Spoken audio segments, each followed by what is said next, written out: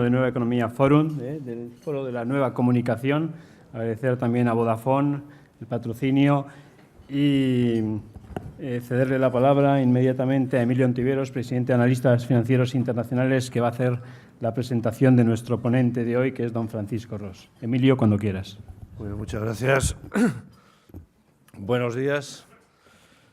Efectivamente, me corresponde hacer la introducción a la conferencia de Francisco Ros y tengan por seguro que lo voy a hacer de forma breve, pero no sin antes agradecer a los organizadores, a Nueva Economía Forum, a Vodafone y al propio Francisco Ros, que me hayan dado la oportunidad de decir en público algunas de las cosas que pienso de él. Eso es lo que voy a hacer, más que describir su carrera profesional o insistir demasiado en su trayectoria política. Prefiero poner en común con todos ustedes algunos de los rasgos que, en mi opinión, singularizan la personalidad de Francisco Ros y que dotan de interés a lo que vaya a decir a continuación. Y, desde luego, y ya les anticipo la conclusión, lo convierten en un activo, en un importante intangible para este país. El elemento que en principio llama la atención de Francisco Ros, de Paco Ros, es la racionalidad en su comportamiento, un atributo que los economistas valoramos mucho, la forma en la que enfoca el análisis y la resolución de los problemas, el sentido común y la capacidad de digresión con la que afronta lo complejo. Probablemente, aunque sea un atributo del que somos tributarios los economistas, sea porque también los ingenieros, y en particular aquellos que han pasado por el doctorado del muy racionalista MIT, acaban siendo equipados. Quizás sea también por esa impronta que debió dejar en su formación, en su personalidad profesional, los estudios de posgrado en Administración de Empresas que hizo, o simplemente la coexistencia con muy cualificados economistas a lo largo de su vida profesional, a lo largo de muchos años. El segundo elemento que fortalece ese fondo de comercio que tiene Paco Ros es una experiencia profesional ciertamente valiosa, en cometidos muy distintos, ¿no? Desde posiciones próximas a servicios de estudios, a fundaciones, intuyendo lo que podrían ser grandes tendencias en un mundo como el de las tecnologías de la información, el de la sociedad de la información, y, desde luego, experiencia profesional importante, empresarial, apoyando el proceso de internacionalización de la empresa emblemática, la empresa más importante en nuestro país, Telefónica, o asumiendo él mismo posiciones absolutamente schumpeterianas y emprendiendo, en el sentido más noble, más literal del término, aventuras empresariales en el propio sector de las tecnologías de la información y de las comunicaciones, o participando en órganos de dirección, en órganos de gobierno de importantes multinacionales no españolas. Más allá de estas posiciones, el denominador común en todas ellas es haber estado en una época que yo considero decisiva para quien quiera tener criterio en un sector como el de las tecnologías de la información y de las comunicaciones, que es la época que va desde mediados de los 80 hasta nuestros días, que es la época en la que se engendra lo que con toda autoridad, con toda evidencia, ya podemos calificar como la tercera revolución industrial, aquella que acaba convirtiendo la capacidad de computación y la conectividad en la principal argamasa, en el principal acelerador del bienestar en muchas economías, en aquellas economías que tuvieron la fortuna de anticipar su irrupción en la sociedad de la información. Es una experiencia ciertamente valiosa. Y el tercer elemento que me gustaría destacar, lógicamente, es su experiencia como responsable político, en un área crucial para el desarrollo económico, para la generación de ganancias de bienestar, como es la ocupación que ahora tiene al frente de las telecomunicaciones y de la sociedad de la información desde el 2004 en una economía, en un país como el nuestro. Yo creo que Ros entendió desde un primer momento que más allá de la responsabilidad sectorial, esa era una Secretaría de Estado, esa era una responsabilidad política que podía tener un carácter transversal y afectar, condicionar favorablemente el bienestar de todos los españoles a través de ese crecimiento de la necesaria productividad del trabajo, de la productividad total de los factores que nuestra economía necesitaba a comienzos del 2004, del necesario cambio en el patrón de crecimiento de la economía española, que ya entonces, antes de 2004, se venía reclamando como prioridad esencial para que la economía española no solo fuera una economía grande, con un gran peso en báscula, sino que al mismo tiempo fuera una economía moderna, competitiva, capaz de generar elevaciones en la renta per cápita de forma sostenida.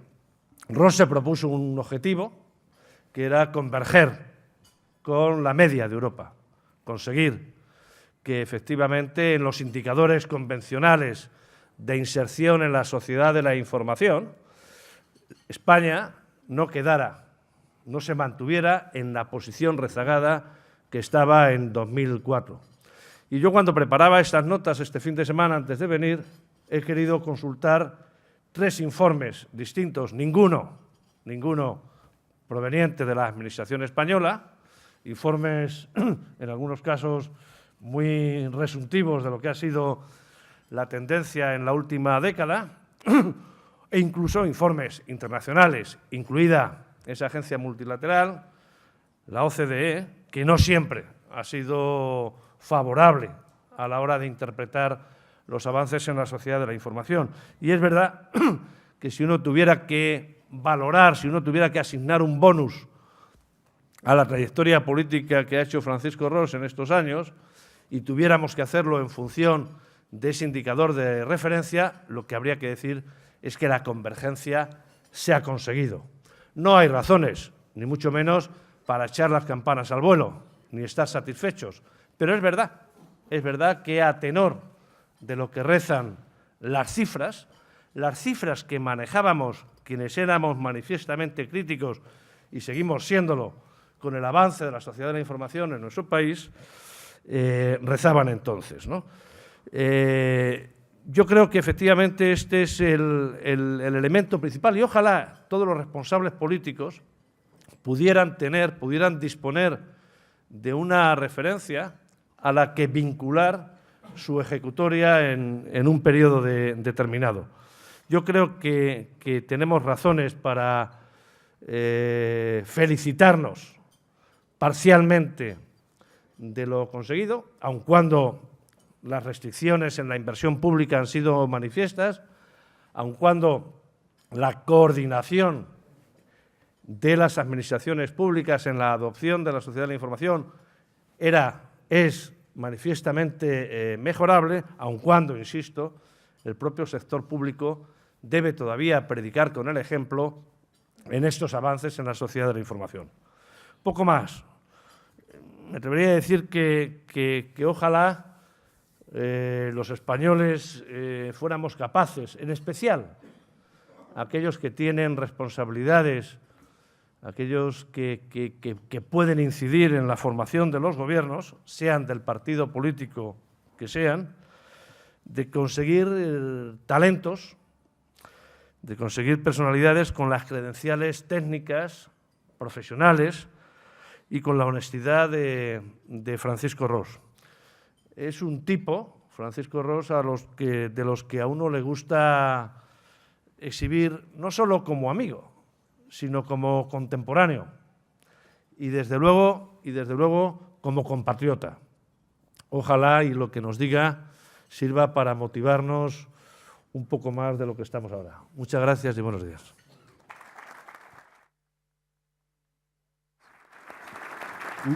Mientras el secretario de Estado toma la tribuna, simplemente recordarles que tiene una tarjetita en sus mesas con la que pueden hacer todas las preguntas. Como dicen en el matrimonio, no se callen ustedes, todo lo que tengan que decir, díganlo ahora.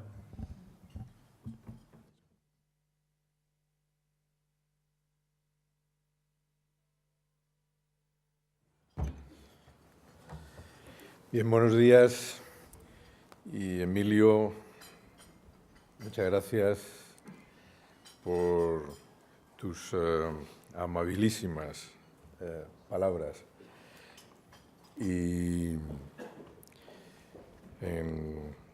no en justa correspondencia, pero sí intentando corresponder de alguna manera, Emilio. En Emilio todos sabemos que también tenemos un profesional de máxima solvencia y rigor en la economía española y yo añadiría, utilizando las últimas palabras que ha mencionado, también en su preocupación por el futuro de España y en su patriotismo, y es también un orgullo sentirse parte del mismo grupo de personas que intentan colocar a este país en la senda que le corresponde históricamente y que le corresponde por capacidad real de sus ciudadanos. Bien, hoy nos convoca aquí el Foro de la Nueva Economía para hablar de tecnologías de la información. Y tal como comentaba Emilio Ontiveros también en su introducción, las tecnologías de la información tienen una importancia capital y en momentos de crisis como los que estamos viviendo ahora, que son un desafío, estas tecnologías pueden convertirse, de hecho, en una gran oportunidad.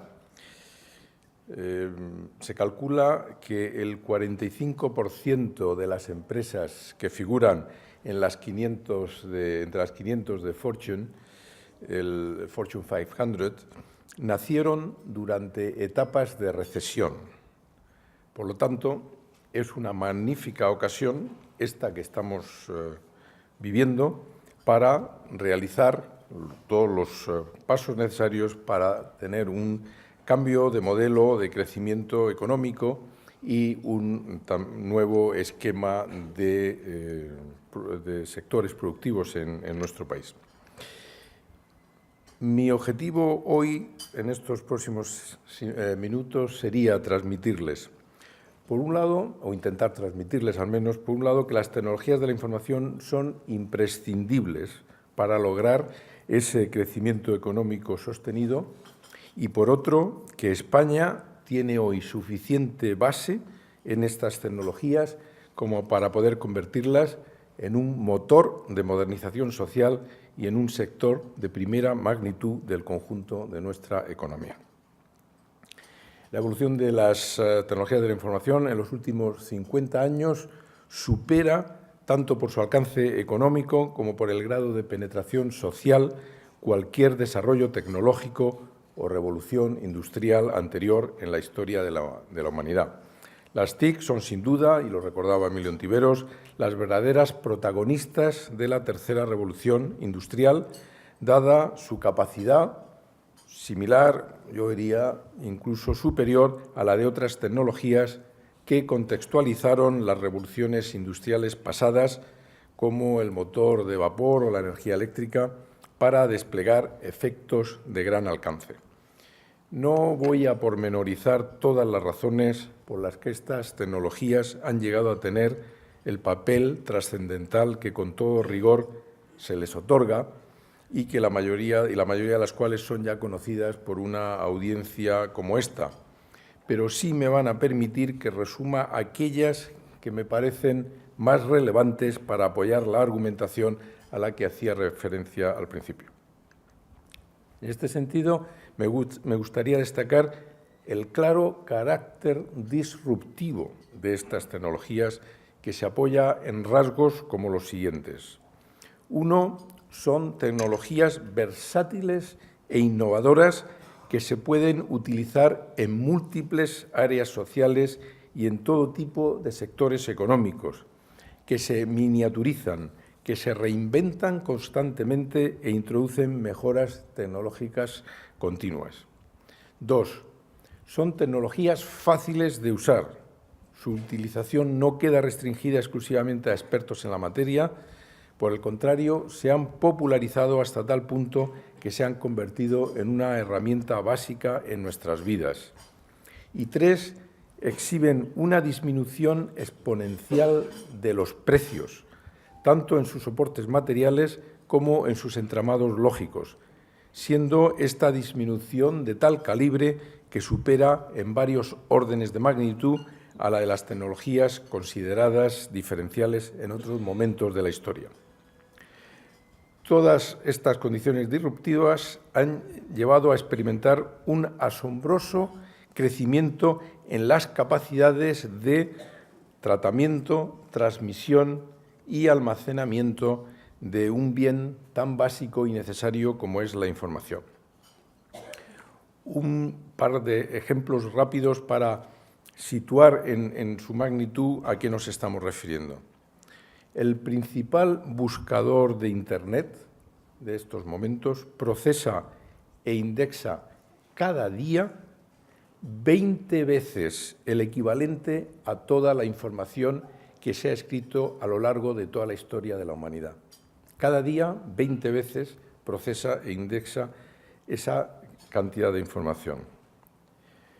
Un segundo ejemplo, en estos momentos hay en el mundo 3.000 millones de transistores. Transistor es una de las unidades básicas que se necesitan para la construcción de los equipos de informática y de telecomunicaciones. Hay 3.000 millones de transistores por cada habitante del planeta.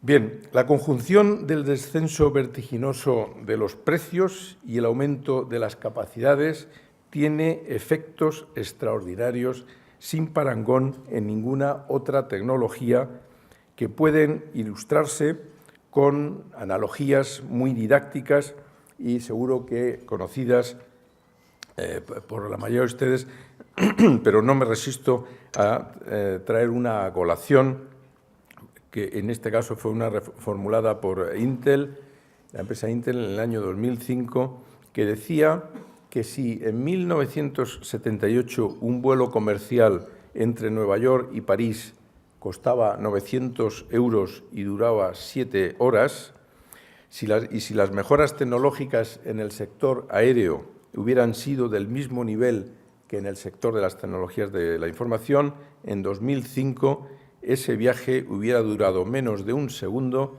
y hubiera costado menos de 1 céntimo de euro. Con ese tipo de evidencias, casi nadie debería dudar de que las tecnologías de la información en la actualidad tienen que constituir una palanca fundamental de mejora de la comunicación, del acceso al conocimiento, así como de mejora de la productividad y del crecimiento económico. La bibliografía norteamericana sobre productividad concluye con toda claridad que las tecnologías de la información son las responsables, directa o indirectamente, de la mayor parte del resurgimiento de la productividad experimentado por Estados Unidos desde 1995 hasta hoy, con contribuciones medias a las mejoras anuales superiores nada más y nada menos que al 60%. La propia Comisión Europea ha estimado que estas tecnologías son hoy en día responsables de más del 50% de los incrementos de productividad en Europa, cifra muy importante, pero inferior a la de Estados Unidos, y de más del 25% del crecimiento económico.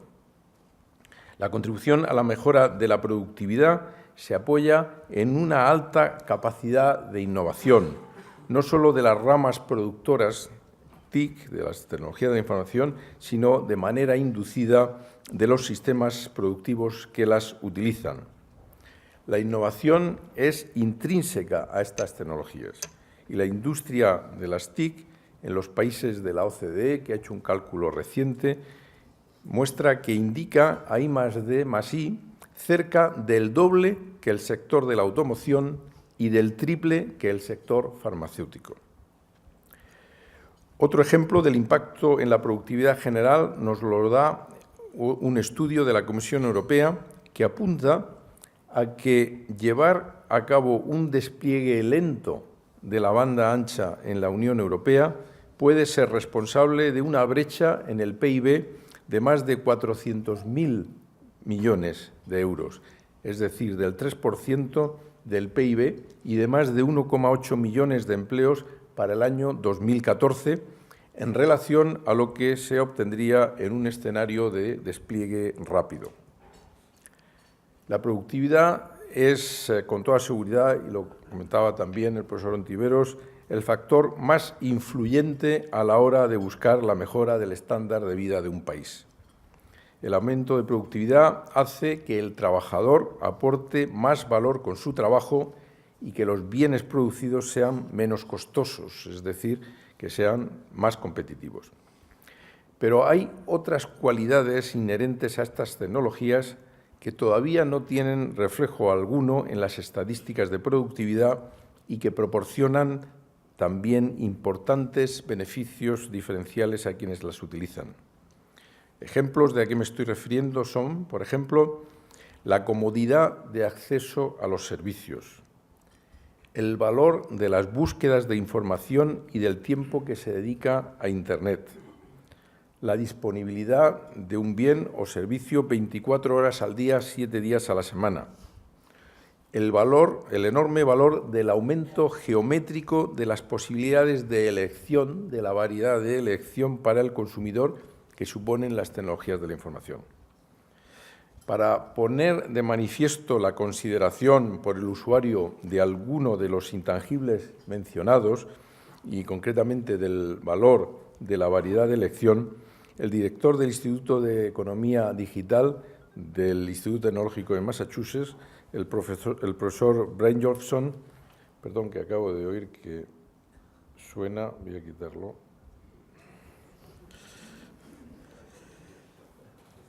El profesor Brynjolfsson proponía, por cierto, el profesor Brynjolfsson lo hemos tenido aquí en Madrid hace unas semanas para participar en uno de los encuentros de la Presidencia Europea que organizamos nosotros.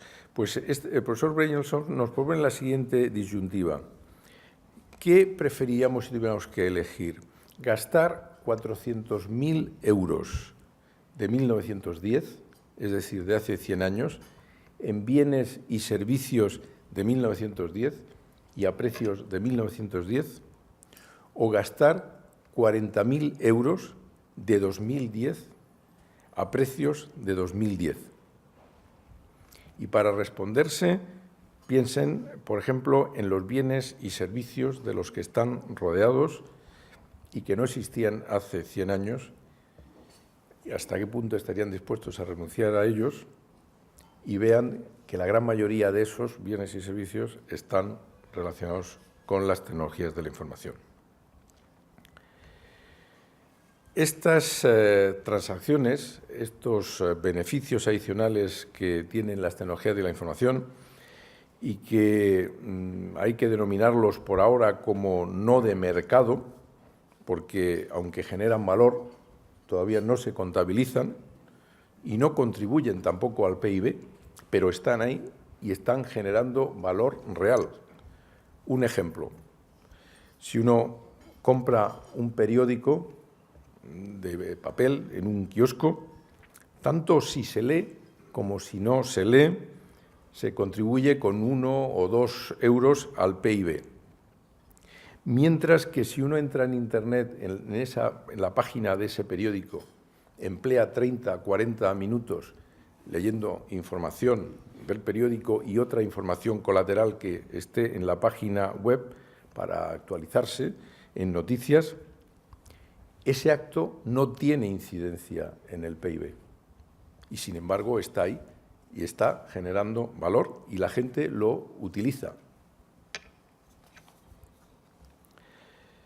Con toda esta información de contexto, esta información previa sobre el sector, ahora deberíamos preguntarnos cuál es la situación del sector en España y también cuál es la situación de la productividad en España. Probablemente todos, y lo decía también Emilio Ontiveros, conocemos que la evolución de la productividad del trabajo en nuestro país se halla por debajo de la de los países de nuestro entorno, de los países con los que nos podríamos comparar. Estamos, por ejemplo, 2,5 veces por debajo de la productividad de Estados Unidos y 4 veces por debajo de la productividad de Irlanda, un país que hace 12 o 15 años estaba igual que nosotros. De hecho, los bajos niveles de productividad y su insuficiente crecimiento constituyen una de las debilidades más estridentes de nuestro tejido productivo, ya que comprometen el aumento de nuestra renta per cápita a medio y largo plazo.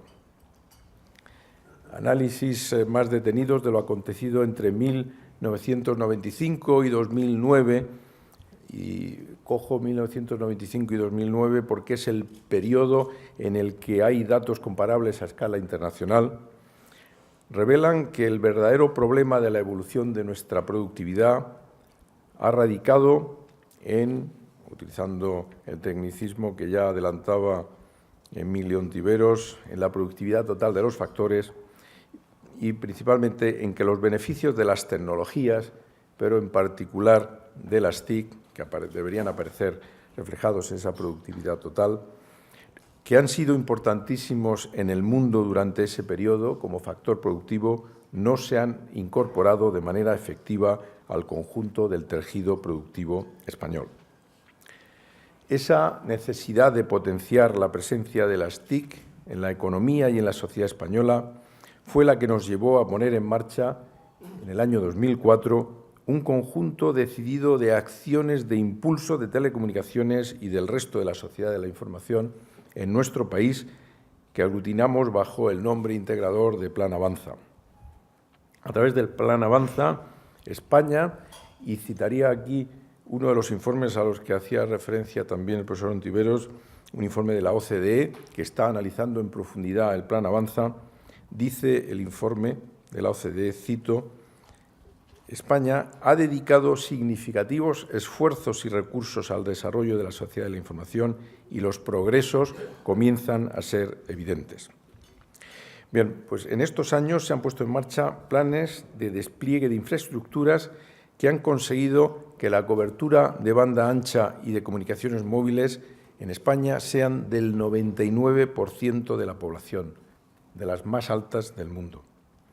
Entre 2004 y 2009, la velocidad media de la banda ancha en España se ha multiplicado por más de 20, siendo en este momento de más de 5 megabits por segundo, y el precio del megabit por segundo se ha reducido en ese periodo para las ofertas más competitivas por un factor de 300. De nuevo, una analogía para entender la magnitud de este cambio. Si en esos 5 años que se ha producido este cambio en estas tecnologías, esos cambios hubieran tenido lugar en el sector ferroviario, el tiempo del trayecto del AVE Madrid-Sevilla hubiese pasado de 3 horas a 8 minutos y el precio del billete hubiera pasado de 82 euros a 27 céntimos. En este periodo de 5 años se ha duplicado el número de internautas, llegando en la actualidad a más de 25 millones, casi el 66% de la población, porcentaje que, viniendo de muy abajo, se encuentra ya en el entorno de las medias europeas. También en estos años se desbloquearon las licencias del móvil de tercera generación, siendo la penetración de este avanzado servicio en España de las más altas de Europa. Según los datos últimos de Eurostat, en enero de 2010, La penetración en España es del 32% de estos servicios móviles de tercera generación frente a un 24% de la media europea, es decir, 8 puntos por encima.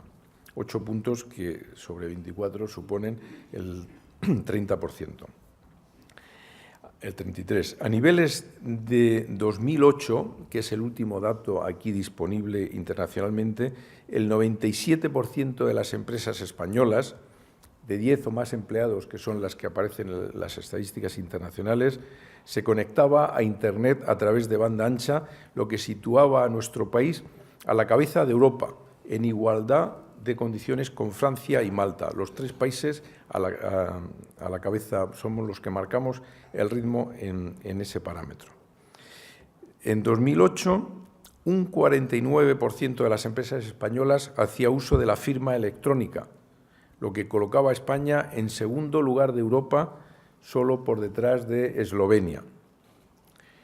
Y el hecho de que en la actualidad más de 17 millones de ciudadanos dispongan de DNI electrónico nos sitúa a la cabeza del mundo en número de identificaciones electrónicas, con las que se puede acceder ya al 98% de los servicios de la Administración central y a muchos otros de las demás administraciones. En total, hay ya más de 3.500 trámites accesibles electrónicamente.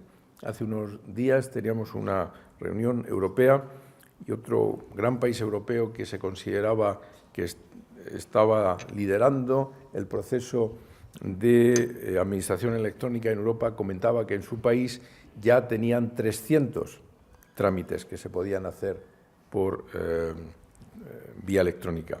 En España, 3.500. Naciones Unidas acaba de otorgar a España un premio y ha recogido Consuelo Rumí, la secretaria de Estado que nos acompaña hoy, ese premio al servicio público y buen gobierno por los destacados progresos en el desarrollo de la administración electrónica. Y según este informe de Naciones Unidas, que es de mayo de 2010, España es ahora el tercer país del mundo en participación electrónica dentro de administración electrónica, habiendo subido 34 puestos en 2 años y situándose solo por detrás de Corea y de Australia. Por lo tanto, es el primer país de Europa. Cambiando de área dentro del conjunto de las tecnologías de la información y la sociedad de la información, España es el primero y por ahora el único de los grandes países europeos en los que hay gran presencia de la televisión por ondas terrestres que ha finalizado el tránsito a la televisión digital. Este hecho ha permitido, y quizá esto es menos conocido, que más de 10.000 empresas hayan estado trabajando en España en los últimos 4 años en ese tránsito, que se hayan vendido en poco más de 3 años más de 34 millones de sintonizadores y de televisores, lo cual ha servido también para solventar parcialmente el problema de la crisis en el sector de la electrónica de consumo, y lo que es más importante, que la tecnología española de televisión digital terrestre se exporte ahora a más de 30 países, incluyendo todos los de la Unión Europea. Y con este proceso se ha logrado también tener una cobertura universal de ese servicio de televisión, un aumento considerable del número de canales y otro elemento muy importante, la apertura tecnológica a avances como la televisión de alta definición, la interactividad, la televisión terrestre de pago y la televisión en 3 dimensiones. Servicios todos en los que la tecnología y los contenidos españoles pueden, gracias a este apagado tecnológico y a la cobertura digital universal, situarse en vanguardia internacional. Esta finalización pionera de la transición nos permite, además, optimizar el uso del espectro, que es un bien cada vez más valioso, y poner a disposición de los nuevos servicios móviles de banda ancha una parte importante de las frecuencias que hasta ahora se venían utilizando para la televisión. Es lo que se denomina técnicamente como el dividendo digital. Y este hecho va a posibilitar que la industria española continúe implicada con este sector, generando empleo, crecimiento y desarrollos tecnológicos avanzados y, consecuentemente, exportables. Acabamos de presentar a información pública un completo plan de gestión y de disponibilidad del espectro que permitirá que los operadores, desarrolladores e instaladores de productos y servicios móviles avanzados que actúan en España tengan a su disposición más frecuencias y en mejores condiciones de uso. Este plan actúa sobre nada menos que 872 MHz de espectro y sacará a concurso 310 MHz a principios de 2011, lo que posibilitará el aumento sustancial de inversiones en este campo y el posicionamiento de España como uno de los países líderes en tecnologías móviles avanzadas. Todo este sector TIC, a pesar de ser claramente deflacionista, como hemos visto con el ejemplo del AVE a Sevilla, representa ya casi un 6% del PIB español, pero es que influye en más del 22% de ese PIB. Y según los últimos datos publicados sobre exportación de servicios TIC en el mundo, entre el año 2000 y 2007, España es ya el 6º país en el mundo en exportación de servicios de tecnologías de la información. Y el sector TIC, según los últimos datos que salen de la Secretaría de Estado de nuestro Ministerio, es el que más crece en las exportaciones españolas en estos momentos. Además, el número de empresas de este sector en España ha crecido un 32% en los últimos 3 años. Y el crecimiento entre 2004 y 2007 del valor añadido que estas empresas aportan a nuestra economía nos sitúa en 4º lugar europeo, pero en 4º lugar europeo por delante de países como Reino Unido, Alemania, Francia e Italia. Cierto es que venimos de más atrás, por lo tanto, el crecimiento debe ser mayor, pero se constata que efectivamente lo es. Bien, no voy a continuar con más datos, podríamos hablar de la introducción de estas tecnologías en el Sistema Nacional de Salud, o la dotación escolar, o la digitalización de los registros civiles, pero quiero simplemente constatar que se ha hecho un gran esfuerzo, que se han implicado todas las administraciones públicas, que el sector industrial y los usuarios están respondiendo y que estamos empezando a recibir un cierto reconocimiento internacional. Ese plan al que me refería, el Plan Avanza, ha invertido casi 8.000 millones de euros desde 2005, a los que habría que añadir otros 4.500 millones que vienen del sector privado y de las administraciones públicas, que hacen que en conjunto haya habido o esté habiendo un esfuerzo concertado sin precedentes por su magnitud y enfoque entre los países de nuestro entorno. Para mencionar de nuevo ese informe de la OCDE al que me refería antes, cito: el Plan Avanza ofrece ejemplos prácticos de buena gobernanza que trascienden fronteras y pueden ser considerados como ejemplos de éxito por los demás países.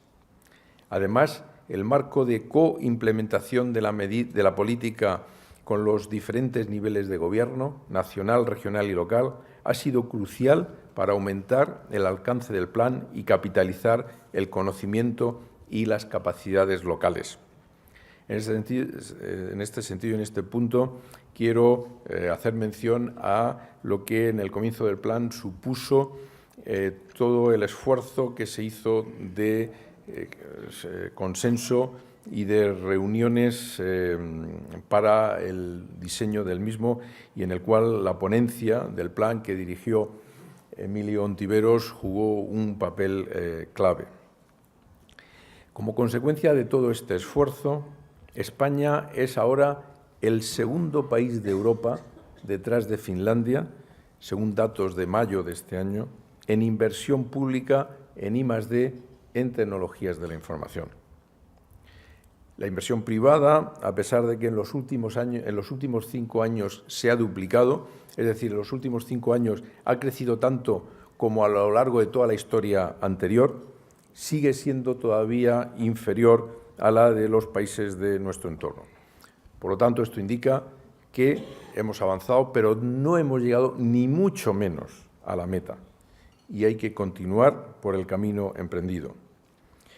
Y con este panorama lo que he intentado es hacer ver que las tecnologías de la información tienen ya en España suficiente presencia y solidez en su base como para convertirse en uno de los grandes motores de nuestra economía y en elemento modernizador de nuestra sociedad.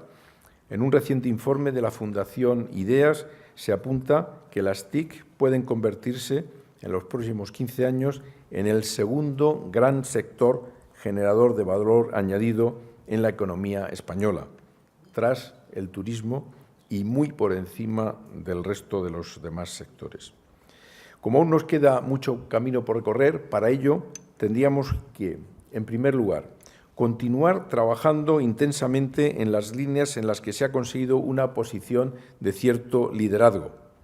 Todos sabemos que en este sector esos liderazgos se pueden perder con extraordinaria rapidez. En segundo lugar, potenciar iniciativas que ayuden a suplir las deficiencias de aquellas parcelas de nuestra economía y de nuestra sociedad aún insuficientemente desarrolladas en uso y consumo de las TIC. Y, en tercer lugar, seleccionar e impulsar nuevas áreas en las que España pueda desarrollar tecnologías y productos competitivos. En concreto, y sin querer, obviamente, ser exhaustivos, habría que conseguir, 1, que nuestras pequeñas y medianas empresas utilicen de manera más intensa y plena las posibilidades de las tecnologías de la información, tanto para la gestión interna como, sobre todo, para su presencia en la red y su promoción y venta hacia el exterior a través de la red mediante páginas web y comercio electrónico con el fin de que se conviertan en más competitivas internacionalmente. El último informe Ecotec, que fue presentado hace 2 semanas, mencionaba que uno de los problemas más importantes de nuestro sistema de innovación es el lugar secundario que la I+D ostenta todavía en la estrategia de muchas empresas. 2. Es necesario que en nuestro sistema educativo se inculque la posibilidad de innovar y de emprender como aspiraciones nobles y como elementos consustanciales al uso creativo y productivo, y desde luego al uso creativo y productivo de estas tecnologías, con el fin de encauzar la extraordinaria aceptación, una de las más altas del mundo, que estas tecnologías tienen en nuestra juventud. También el informe Ecotec de 2010 menciona que las deficiencias de nuestro sistema educativo constituyen uno de los cuellos de botella de nuestro sistema de innovación. 3. Debemos conseguir también que los ciudadanos de más de 50 años, que muestran una de las tasas más reducidas de uso de las tecnologías de la información en la Unión Europea y que hacen que se reduzcan significativamente muchos de nuestros indicadores medios, encuentren en las tecnologías una herramienta de servicio público, de apoyo a sus necesidades, de comunicación con el mundo y de relación con las administraciones. 4. Es necesario que las redes españolas, que ya exhiben una excelente cobertura, evolucionen en velocidad y capacidad en línea con las más avanzadas del mundo. Y quinto, ya he dicho que no iba a ser exhaustivo, hemos de asegurarnos también de identificar proyectos tractores adicionales que impulsen el ahorro de recursos y la gestión y la eficiencia en la gestión en España mediante el desarrollo de aplicaciones TIC al campo del consumo energético, y está aquí el secretario de Estado, que mañana seguro que va a hablar también de estos temas en un desayuno equivalente, del consumo del agua, el Internet de las cosas, el denominado cloud computing, temas todos ellos o áreas todas ellas en las que la industria española ostenta una base tecnológica y experimental suficiente. Para estos impulsos adicionales y puesta en marcha de la segunda etapa de este cambio tecnológico, estamos preparando el Plan Avanza 2, en el que queremos seguir contando con la aportación de todos, administraciones públicas, sector privado, sector financiero y seguir construyendo a partir del esquema de colaboración y cofinanciación que con tanto éxito hemos conseguido desarrollar hasta ahora. Por cierto, que quiero aquí hacer referencia a que para este Plan Avanza 2 ya hemos conseguido el apoyo unánime de la comisión correspondiente del Senado, apoyo unánime de todos los grupos políticos. Voy a ir finalizando ya y para ello no quiero dejar de mencionar Europa. Para esta segunda fase necesitamos a Europa. Necesitamos la puesta en marcha de esa Agenda Digital Europea por la que tanto hemos luchado, que ha sido aprobada durante nuestra presidencia y que es el primer gran pilar de la Estrategia 2020 que empieza su andadura. Necesitamos ese mercado único digital que dé a las empresas españolas y del resto de Europa el campo de actuación necesario en volumen y variedad para crecer y ser competitivas en todo el mundo. Y Europa necesita también de una España activa y emprendedora que aporte su empuje y afán modernizador, como el que se ha mostrado en estos años y especialmente durante el semestre de presidencia, para la conformación de una industria TIC europea potente y de un esquema regulatorio interno acorde con los nuevos tiempos y con las exigencias que se derivan de un sector tan dinámico y de efectos tan profundos como los que induce el sector de las tecnologías de la información. La vicepresidenta de la Comisión Europea para la Agenda Digital, Neelie Kroes, en manifestaciones recientes, ha expresado que la presidencia española y la Comisión han llevado a cabo un magnífico trabajo de colaboración durante estos 6 meses y que en sus años de presencia en Europa nunca se había visto tan empujada y apoyada por un país como lo había sido por España para sacar adelante iniciativas y medidas.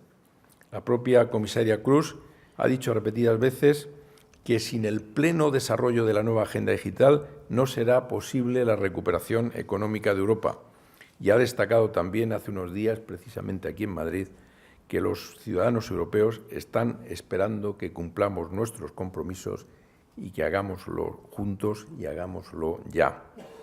Termino ahora sí recordando lo que decía Stefan Zweig al despedirse de sus amigos, como nos lo recuerda el editor de su libro El legado de Europa, y decía: ojalá vean el amanecer después de la larga noche. Y yo me atrevería a parafrasear diciendo: ojalá veamos el amanecer después de la larga noche de la crisis sin destruir en su transcurso aquello que tanto nos ha costado construir. Muchas gracias.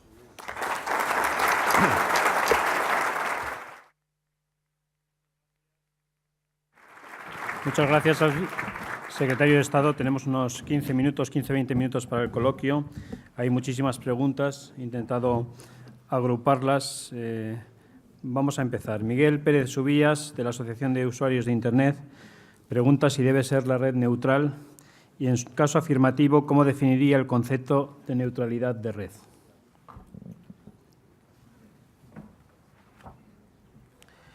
Bien, Miguel Pérez Subías, que conoce bien de qué habla, adorna la pregunta con la última parte diciendo la definición de la neutralidad de la red. Sobre neutralidad de la red se habla mucho y cada uno de los que habla piensa en conceptos diferentes al hablar de neutralidad de la red. Por neutralidad de la red yo creo que se debe entender la acción no arbitraria ni sesgada sobre los contenidos que van por la red para garantizar la calidad de las transmisiones en la misma. Con un concepto, con una definición de ese tipo, obviamente la neutralidad de la red es necesaria para mantener la calidad de las telecomunicaciones. Cualquier manipulación de los contenidos, arbitraria o sesgada, sería una acción incorrecta y no debería ser tolerable. Muchas gracias. Sobre dos temas sobre piratería, José Manuel Tourné, de FAB, pregunta: mientras el crecimiento de las conexiones y acceso a Internet es significativo, los negocios en la red no parece que acaben de despegar. ¿No cree que el phishing, el spam, la piratería siguen generando mucha desconfianza en la red? Y en esta misma línea, José Luis Carbeva, de Aevidio, pregunta por qué el Gobierno y su Ministerio no hacen nada contra las descargas ilegales en Internet. ¿Cuáles son los beneficios, en términos de empresas, empleo, riqueza, que ha creado dicha anarquía? Bien, esta sería una pregunta muy larga de contestar. Voy a intentar ser muy breve. Internet es un mundo nuevo, es un mundo con posibilidades nuevas, con capacidades nuevas.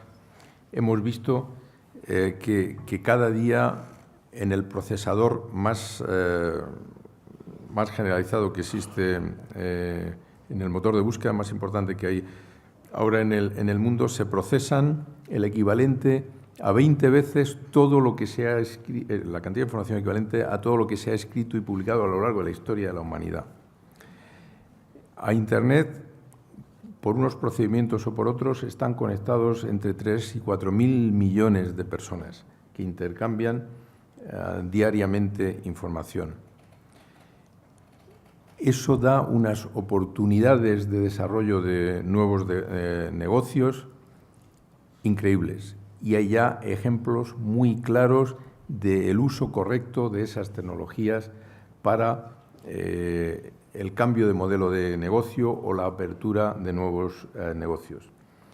Con la potencia de esta tecnología, intentar mantener reglas y negocios de otro momento y de otro siglo es intentar frenar una ola con las manos.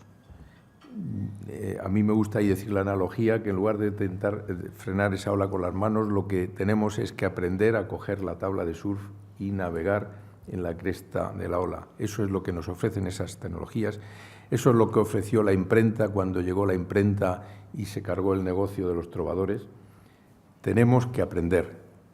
Las oportunidades son enormes y mediante el correcto aprendizaje, el uso, el atrevimiento en esas nuevas tecnologías es como podemos seguir avanzando y no con la prohibición. Por supuesto que hay que respetar reglas en el mundo de Internet, hay que respetar las mismas reglas que se respetan en el mundo material, el mundo convencional, por distinguir entre el mundo virtual y el mundo material. Y hay que tener el máximo respeto por la propiedad intelectual, por supuesto que sí. ¿Alguna pregunta sobre televisión? EGM, que son unas siglas, no supongo que del que pregunta. ¿Para cuándo la asignación de los múltiples para los operadores de televisión en la TDT?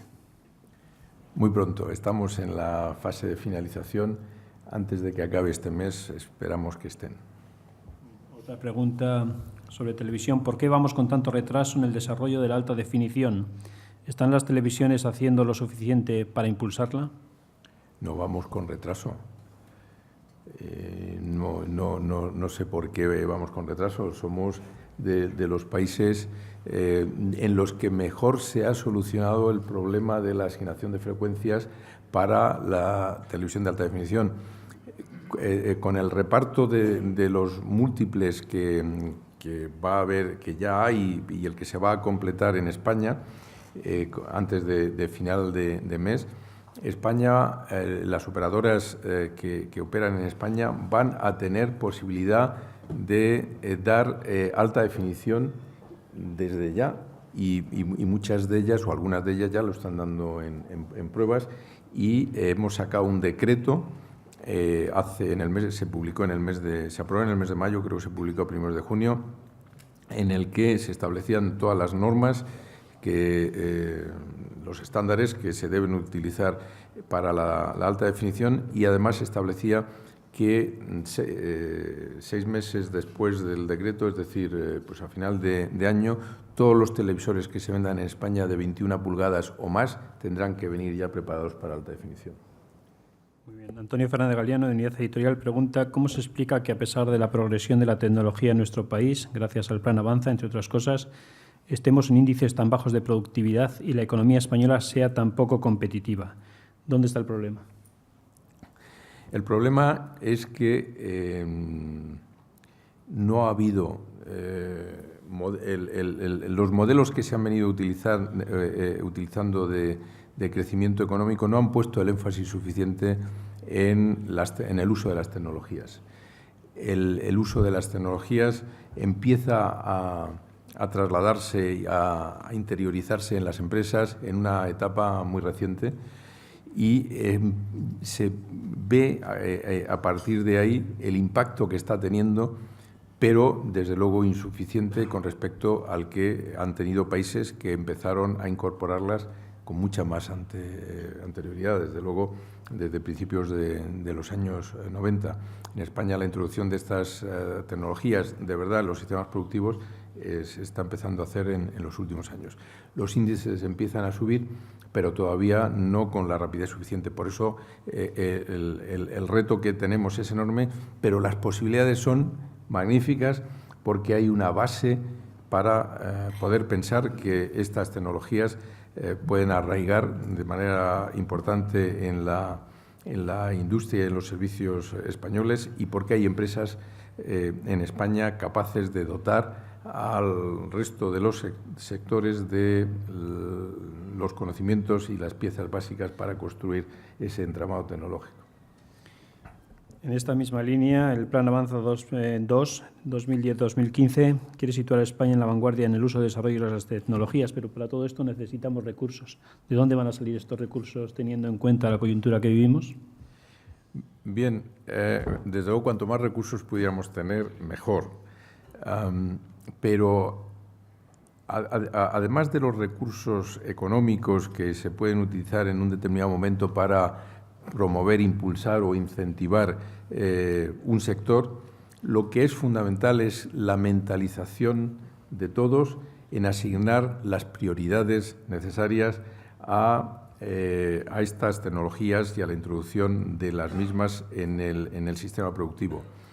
No hace falta más presupuesto para, por ejemplo, que en la administración se utilicen las tecnologías para que haya un menor consumo energético, para que la utilización de la informática sea más eficaz, también en las empresas privadas, para que continúen los desarrollos de administración electrónica, que sobre ellos las empresas privadas hagan aplicaciones para hacerlos más atractivos a los usuarios, que en el sistema sanitario, que tiene ya una base de gestión sobre herramientas informáticas potente, sobre ese se construya, y eso lo pueden construir las empresas del sector, ofreciendo productos más interesantes a hospitales y a usuarios sobre aplicación de estas tecnologías para la mejora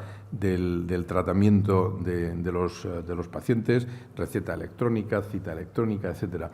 Es aparte, por supuesto que siempre es deseable, pero es la mentalización, la priorización de que hay cantidad de actividades que se pueden hacer sin mayor aumento presupuestario, enfocando la actividad hacia el uso más eficiente de los recursos que lleva implícito la utilización de estas tecnologías. Bien.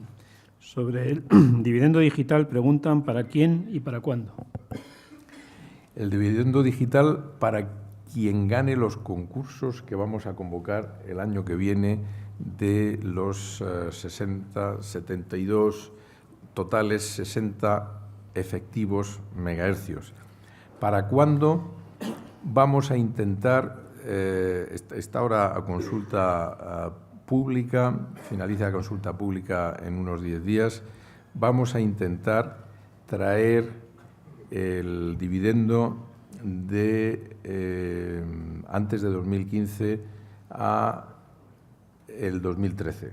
Pero estamos trabajando muy intensamente para ver si conseguimos que el dividendo pueda estar disponible a lo largo del año 2013. No es fácil, el problema que tiene España es complejo por la gran proliferación de televisiones de todo ámbito, pero vamos a trabajar duro para que España sea de los primeros países en disponer del dividendo digital. Muy bien. La tarifa plana en Internet, ¿está llamada a desaparecer? En España tenemos una gran competencia entre los operadores de telecomunicaciones. Se liberalizaron los mercados y esa es una cuestión que tienen que decidir los operadores, cada uno con su estrategia comercial. ¿Cómo se le pueden poner puertas a este campo? Me preguntan qué piensa de la posibilidad de cerrar webs a través de las cuales se piratea. Dicen, ¿es posible? Bueno, si se encuentran evidencias de vulneración de la ley por parte de, en este caso, webs de Internet, igual que en el mundo real, si se encuentran evidencias de vulneración de la ley por parte de una empresa o un individuo, pues hay que actuar contra ese individuo. Pues en Internet, si se encuentran evidencias de vulneración de la legalidad, pues habrá que ir contra los que la vulneran. ¿Pero es posible? ¿La tecnología lo permite? La tecnología lo permite. Aquí el problema no es tanto tecnológico, sino, y es donde las leyes en Internet tienen que encontrar su equilibrio y su camino adecuado, es sobre la privacidad de la información y la confidencialidad de la información. Dice Daniel Tondable, dice de Intereconomía Business, ¿no cree que aún estamos a la cola en velocidad de ADSL, aunque se haya avanzado tanto? Todo es relativo. Estamos en un sector que tiene unos cambios rapidísimos y con un dinamismo constante. Si nos comparamos con lo que se publica de que en Corea y Japón todo el mundo tiene 100 megabits por segundo, pues en España estaríamos atrás. Luego, cuando uno va a Japón y a Corea, se encuentra con que no todos los ciudadanos tienen 100 megabits por segundo.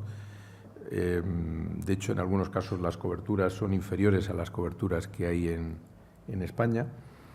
Y luego, cuando nos comparamos con otros países próximos del entorno de Europa, nos encontramos con que las velocidades medias que hay en España están en el tercio superior de las velocidades medias de Europa. Pero eso no quiere decir que tengamos que parar ahí, ¿no? Porque si nos paramos un año, seguro que nos ponemos de nuevo a la cola de Europa. Tenemos que seguir avanzando para que esos compromisos, esas velocidades que ahora tenemos sigan aumentando. Para eso es clave, por ejemplo, disponer de más espectro, y es lo que estamos haciendo, poner a disposición de las operadoras más espectro para que inviertan, para que haya más redes y para que esas redes tengan tecnología más potente y, por lo tanto, tengan más velocidad.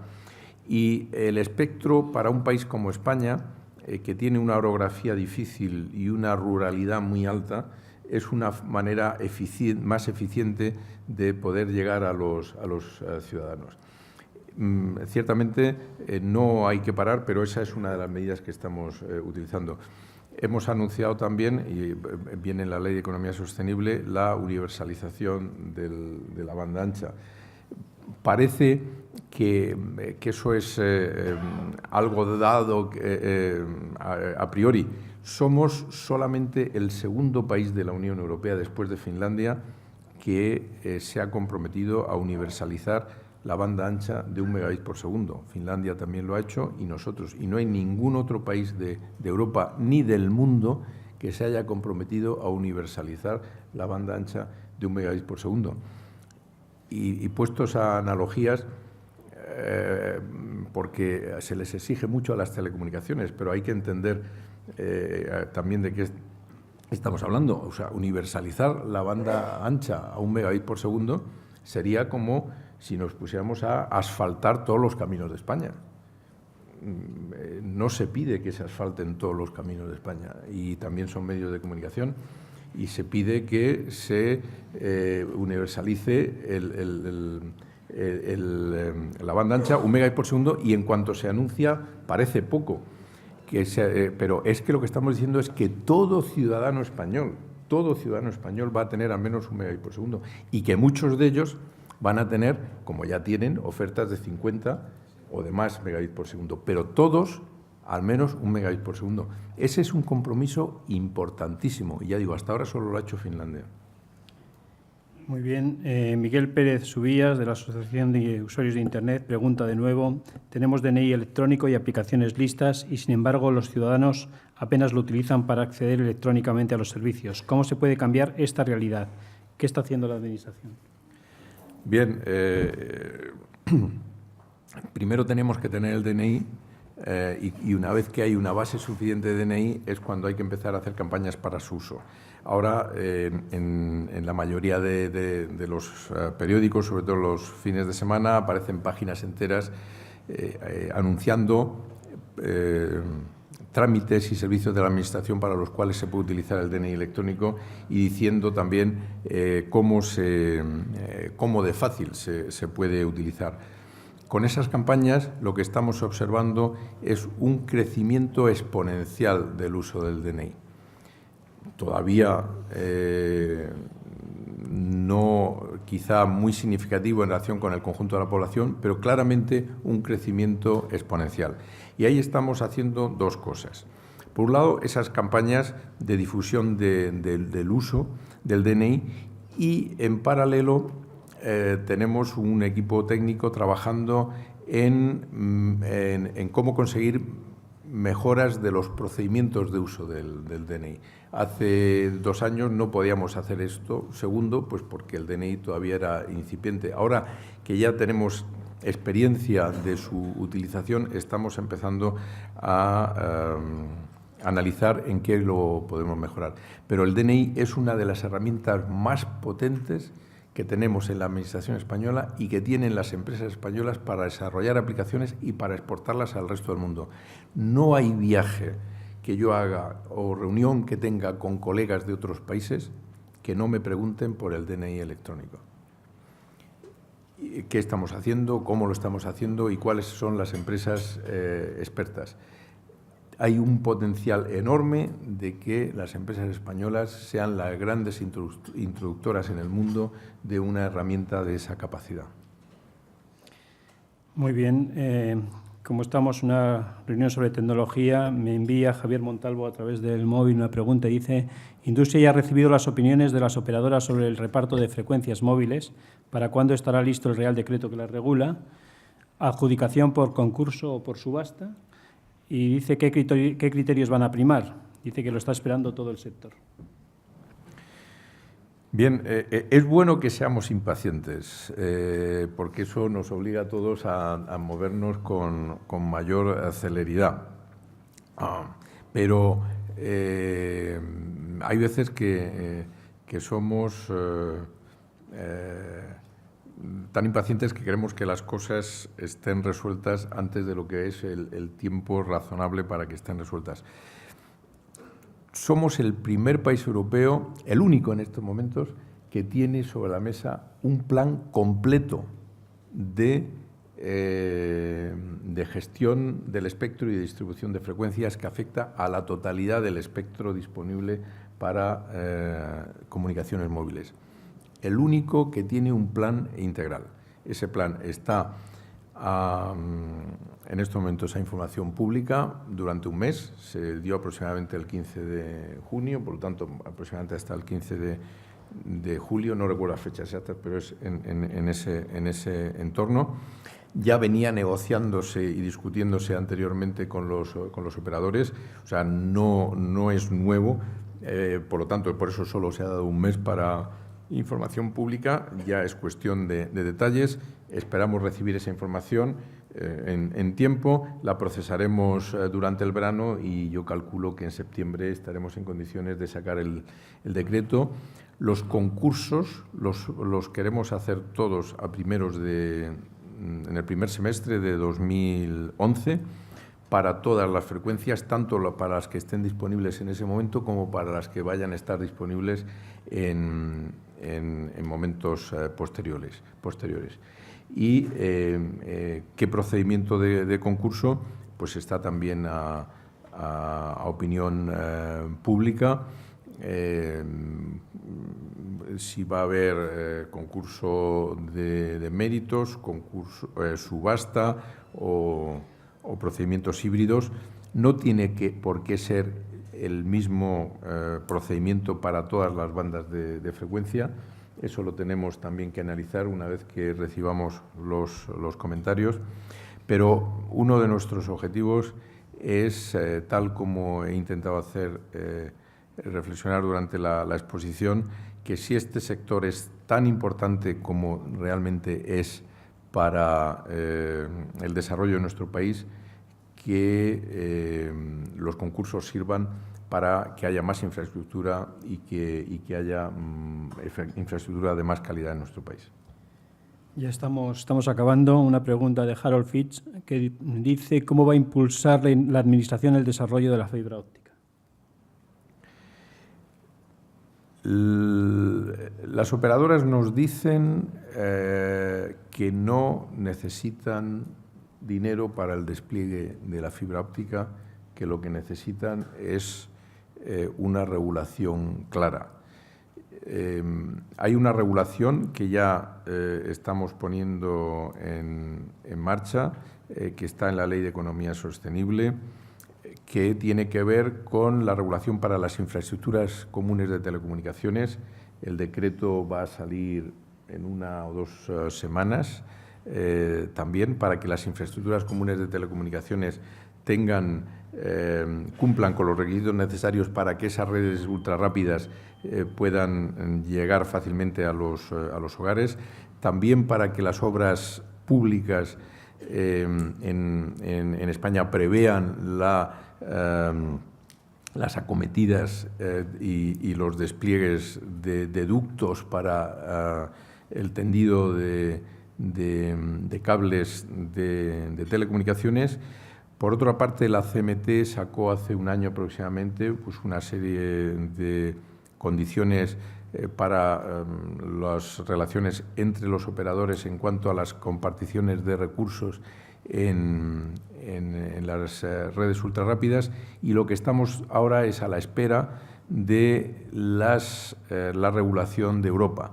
En ese sentido estamos muy esperanzados de lo que puede venir de la nueva comisión dirigida en este caso y en este ámbito por Neelie Kroes, y creemos que va a haber una aceleración de ese proceso, porque las operadoras son cada vez más intereuropeas y las regulaciones no pueden ser diferentes en un país que en otro, y pues es clave que se llegue a un acuerdo lo antes posible a nivel europeo.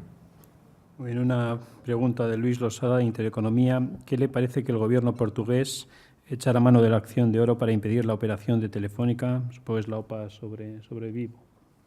Bueno, yo creo que ya ha habido 2 comisarios europeos que han hablado sobre ese tema, otros miembros del Gobierno que han hablado. Yo me remito a lo que se han dicho y simplemente enfatizar que para Europa es clave llegar al mercado único digital.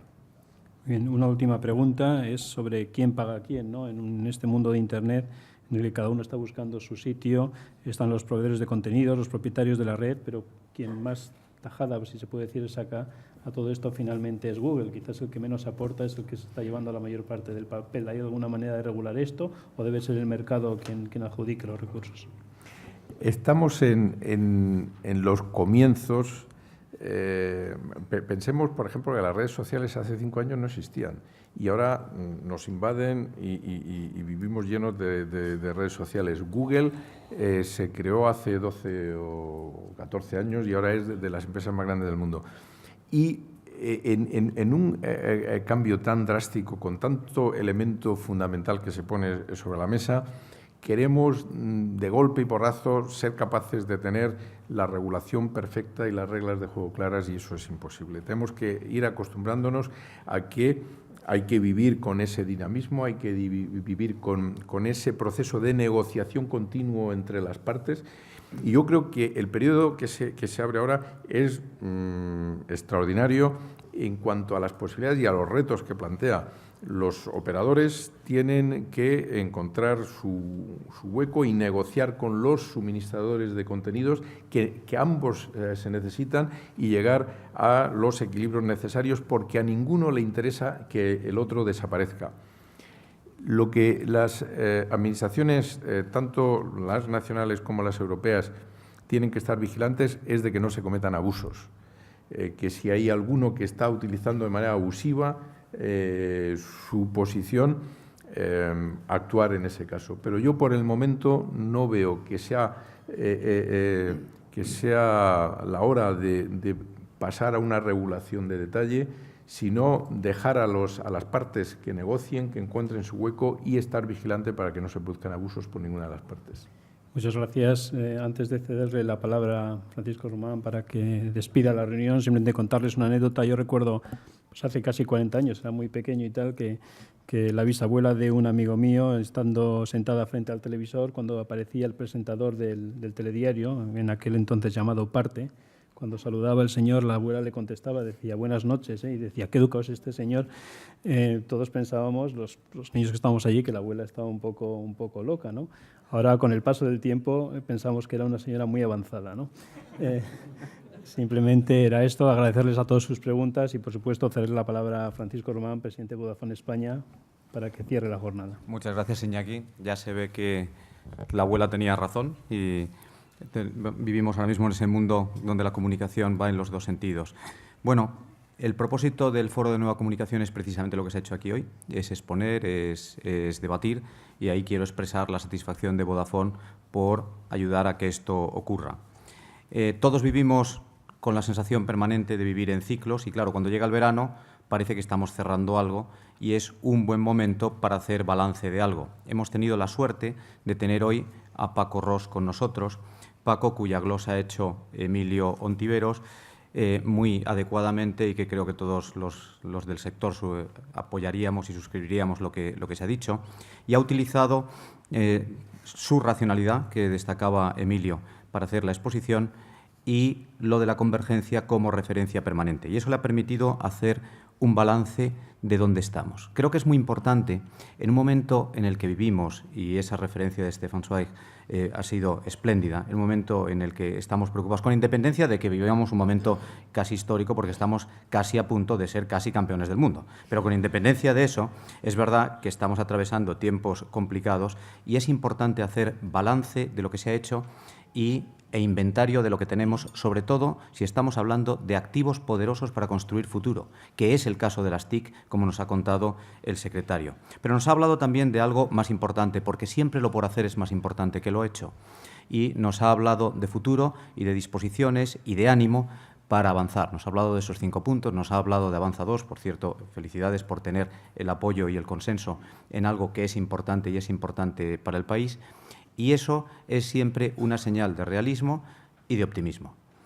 Eso es lo que yo creo que le debemos agradecer hoy al secretario de Estado. Así que yo, brevemente y para acabar, pues agradecer a Emilio su magnífica introducción del secretario de Estado, Iñaki, por habernos llevado a todos durante el coloquio, y desde luego al secretario de Estado Paco Ros, por su espléndida y magnífica intervención. Así que muchas gracias a todos por su asistencia y magnífico balance para cerrar este ciclo justo de antes del verano. Muchas gracias.